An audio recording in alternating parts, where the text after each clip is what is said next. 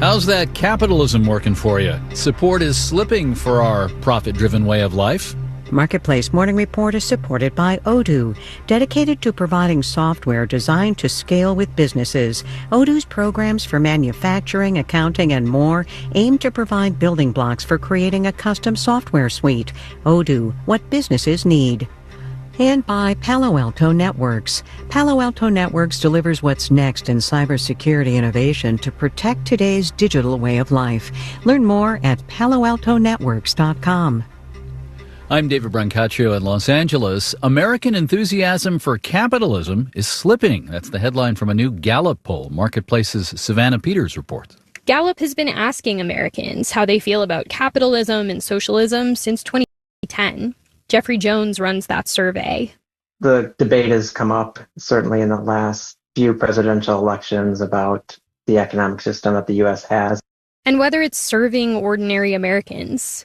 In this latest survey, just 54% of respondents said they view capitalism positively, down from 60% the last time Gallup asked in 2021.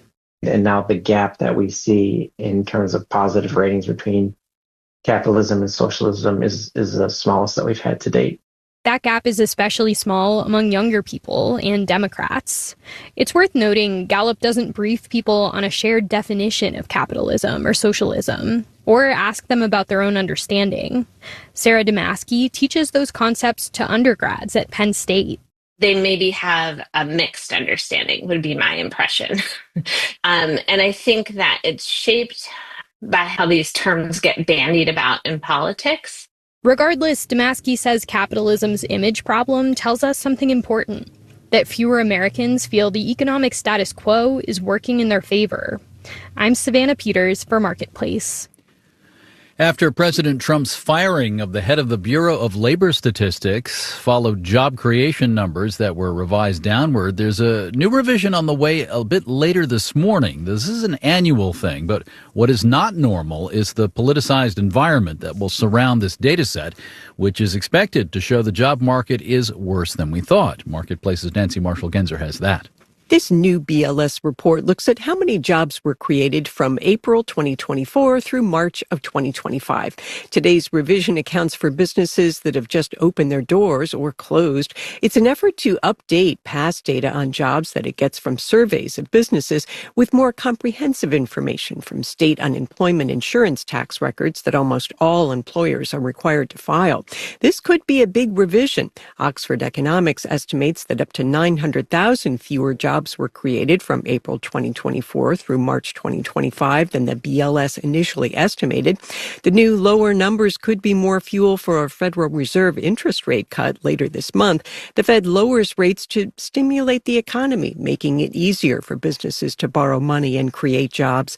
A number of factors could be behind the slowing labor market.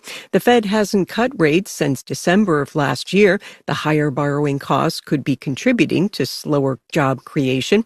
There's also a lot of uncertainty over President Trump's tariffs. I'm Nancy Marshall-Genzer for Marketplace. Dow and S&P futures are up 0.1%. NASDAQ futures up 0.2%.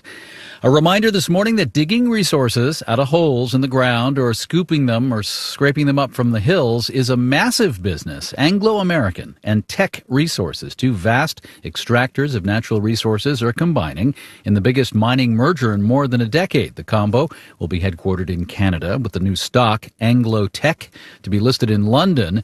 There's money in them thar hills and holes. The combined firm will have a market value of $53 billion, about the size of a BMW or General Motors.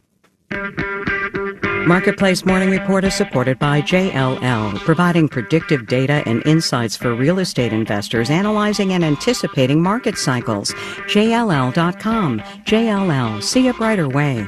And by Baird. Baird strives to attract and retain top financial talent, providing stability and continuity for clients. More at BairdDifference.com.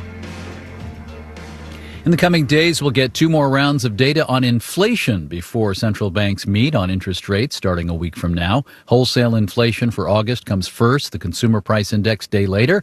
The expectation is the Federal Reserve will lower interest rates, but the new data could shape how much and when. Daniel Ackerman reports. At this point, the market has pretty much priced in a modest rate cut next week. Because when you look around right now, a lot of signs are pointing to an economy that is slowing. Celeste Carruthers is a professor of economics at the University of Tennessee. She says one of those slowdown signs is hanging over the job market. The U.S. has been kind of adding fewer jobs. The unemployment rate is historically very low still, but it has been ticking up over a number of years. A rate cut could help reverse those trends. But remember, says Stephen Cicchetti, a finance professor at Brandeis University, the Federal Reserve have a dual mandate. That mandate is to manage not just the job market, but also inflation, which, thanks in part to tariffs, remains hotter than the Fed's target of 2%. It's no mystery to anyone who does food shopping, for instance, that food prices have gone up. It's not a mystery to people who have to pay home energy prices. Electricity prices have gone up. And even though a rate cut could push those prices even higher, Cicchetti says the Fed's concerns about the job market are beginning to outweigh its worries about inflation. The Consumer Price Index rose at an annual rate of 2.7% in July. It would take a huge jump in the August data for the Fed to hold interest rates steady, says V.V. Chari, an economist at the University of Minnesota. They saw something like 3.5%, 4% inflation in the CPI and the PPI. That might raise alarm bells. But he says that's unlikely and agrees that the economy is probably in line for a rate cut. That doesn't make it an easy decision for the Fed, though. Patrick Harker is former president of the Federal Reserve Bank of Philadelphia, now at the Wharton School, and he sees some echoes of the past. It's not the 1970s, but it does feel like stagflation-y. I'll use a technical phrase. I couldn't find stagflation-y in the econ textbooks, but Harker says, like in the 1970s, there are two problems here. The trends are clearly for a softening economy and for inflation to remain sticky.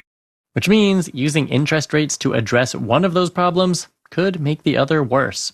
I'm Daniel Ackerman for Marketplace. Fagan, Ariana Rosas, and Erica Soderstrom, senior producer Alex Schroeder. Our supervising senior producer is Meredith Gerritsen-Morby. In Los Angeles, I'm David Brancaccio. We're from APM, American Public Media. And you can tune in